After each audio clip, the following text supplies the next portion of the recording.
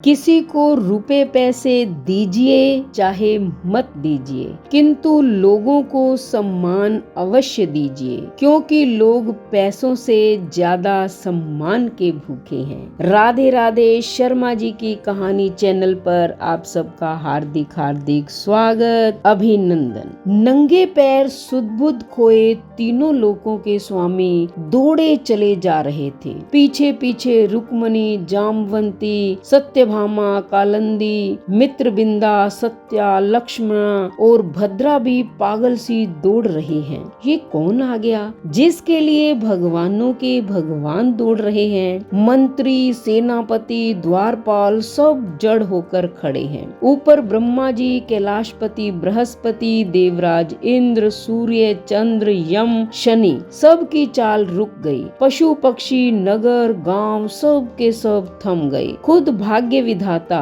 माया के रचयिता, प्रेम के वशीभूत अश्रु बहाते दौड़ रहे हैं। महल के द्वार से फटे हाल वस्त्र में भगवान वस्त्रधारी सुदामा लौट रहे हैं। उनके पैरों में बिवाई पड़ी थी, कमर झुकी जा रही थी, मानो गरीबी ने उनकी देह को भी दरिद्रता से भर दिया हो। सखा सखा कहते दौड़ते हुए श्री कृष्ण उस गरीब ब्राह्मण के गले जा लगे। पल, क्षण, घड़ियां बीतती रही। अश्रुओं की बारिश में भीगे दोनों मित्र एक दूजे के गले लगे रहे।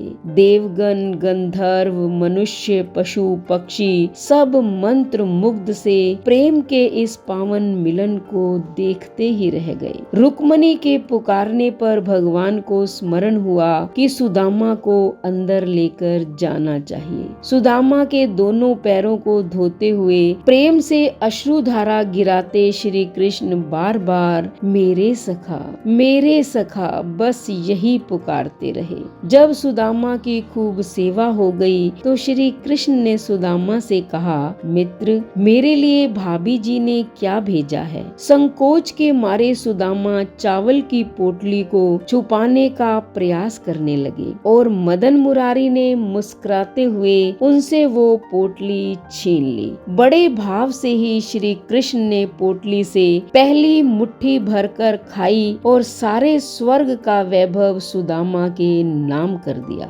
दूसरी मुट्ठी चावल में पृथ्वी की सारी संपदा सुदामा के नाम कर दी और तीसरी मुट्ठी भर के जैसे ही चावल खाने लगे, स्वयं लक्ष्मी रूपा रुक्मणी ने उन्हें रोक लिया। प्रभु, वैकुंठ तो रहने दीजिए। रुक्मणी ने पूछा कि कृष्ण का मित्र और इतना दरिद्र कैसे? तब भगवान ने इसके पीछे की कथा बताई। जब 5 दिन से भूखी ब्राह्मणी को भिक्षा में 3 मुट्ठी चने मिले तो उसने उसे पोटली में बांधकर सिरहाने रख दिया कि स्नान ध्यान के बाद ग्रहण करूंगी, पर चोर चुरा कर दौड़ गया तो ब्राह्मणी ने शोर मचाया। लोगों के पीछा करने पर डर के मारे चोर चने की पोटली सांदीपनी ऋषि के आश्रम में गिरा गया। उधर ब्राह्मणी ने श्राप दिया कि जो ये चने खाएगा दरिद्र हो जाएगा। गुरु माता ने वही पोटली श्री कृष्ण और सुदामा को पकड़ाई